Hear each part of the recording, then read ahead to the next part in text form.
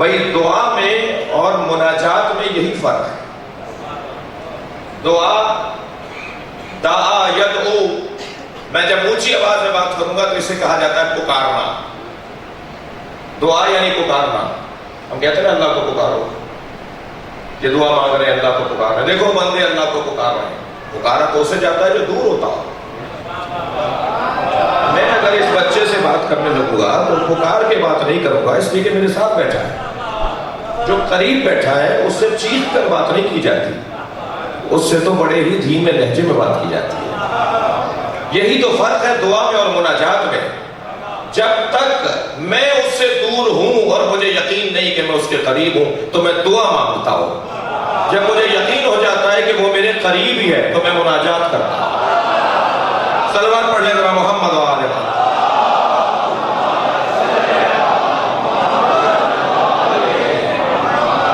اب وہ تو میرے قریب ہے، وہ تو کہہ رہا ہے نحن اقرب من حبل الورید، میں تمہاری رگ جان سے بھی زیادہ قریب ہوں. مگر میں اس کے کتنا قریب ہوں؟ یہ رشتہ دو طرفہ ہے. لہذا ارشاد ہو رہا ہے جب میرے بارے میں پوچھیں کہاں ہے اللہ، یہ پوچھنا بتا رہا ہے کہ تمہیں نہیں پتا کہ کہاں ہے اللہ. اگر تمہیں پتا ہوتا کہ اللہ کہاں ہے تو تم پوچھتے نہیں. تو ان سے کہہ دو فإنی قریب، میں قریب ہوں. اجیب دعوت الداعی اذا دعان، میں پکارنے والوں کا جواب دیتا ہوں، میں پکارنے والوں کی دعاؤں کو سنتا ہوں. فَلْيَسْتَجِيبُوا لِي، وہ بھی مجھے جواب دیں. عزیزان گرامی، انسان فطری طور پر اپنی کمزوریوں کو محسوس کرتا ہے ہر لمحے، ہر آن، ہر مرحلہ حیات میں. شاید صبح سے لے کے رات تک میں 10 دفعہ اپنی فطری کمزوریوں کا احساس کرتے ہوں. یہ کام ہم سے نہیں ہو پاتا، وہ کام ہم نہیں کر پائے، یہ ہم سے نہیں ہو رہا. اور جہاں اللہ نے ہمیں اس درجہ کمال پر فائز کیا ہے کہ تبارک اللہ احسن الخالقین، بھائی اس نے بنایا تو بہت کچھ، اس کی بنائی ہوئی چیزوں کی گنتی میرے اور آپ کے بس کی بات نہیں ہے.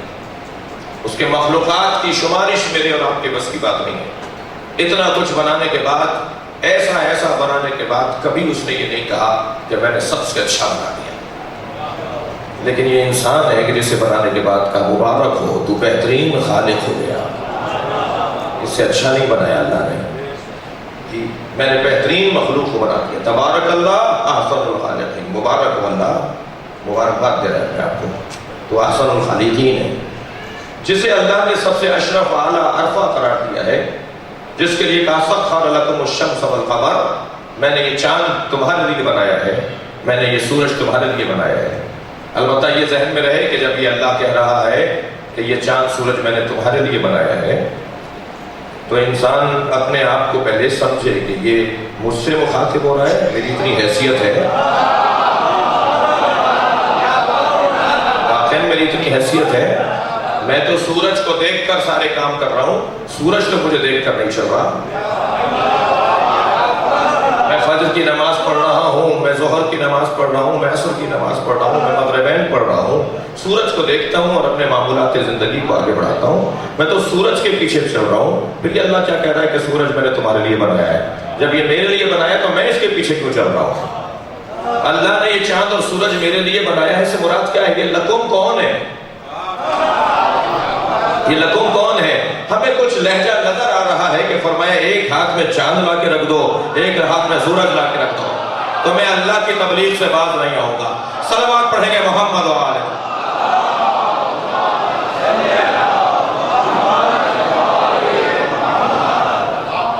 یہ کس کے لیے چاند اور سورج اللہ نے بنایا ہے؟ کس کی خدمت میں چاند اور سورج؟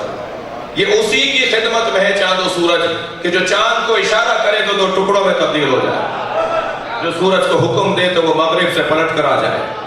یہ انہی کے لیے ہے جن کے دیوڑی پہ ستارہ اترتا ہو. اب اگر میں ان کی پیروی میں زندگی گزاروں، میں اگر ان کی اطاعت میں زندگی گزاروں، تو اہل بیت تو سخی گھرانہ ہے. یہ تو اگر کسی پر کرم کر دیں تو سلمان بن جاتا ہے. کہ کسی پر اگر نگاہ ڈال دیں تو مالک اشتر بن جاتا ہے۔ یہ اولیاء الہی جو پوری دنیا کے اندر اللہ کی طرف سے ایک ذریعہ معرفت بنے ہوئے ہیں، یہ سب اہل بیت کی عطا ہی تو ہے۔ یہاں محسوس کریں کہ ہم اپنی فطری کمزوریوں کو ہر آن ہر لمحے بار بار قدم قدم پر محسوس کرتے ہیں،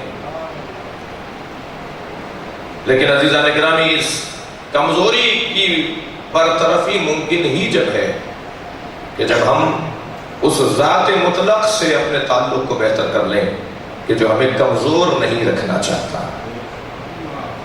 یعنی جہاں اس نے ہمیں بہترین مخلوق بنایا ہے وہاں خلق الانسان ضعیفا، ہم نے ضعیف انسان کو ضعیف خلق کیا گیا ہے، اتنا طاقتور عین اسی موقع پر اتنا ہی کمزور، طاقتور اتنا کہ اس کی پروازیں، اس کی رسائی، اس کے کام کہاں تک پہنچ چکے ہیں، اور کمزور اتنا کہ اگر آنکھ میں بال چلا جائے تو ساری دنیا اندھیری ہو جاتی ہے۔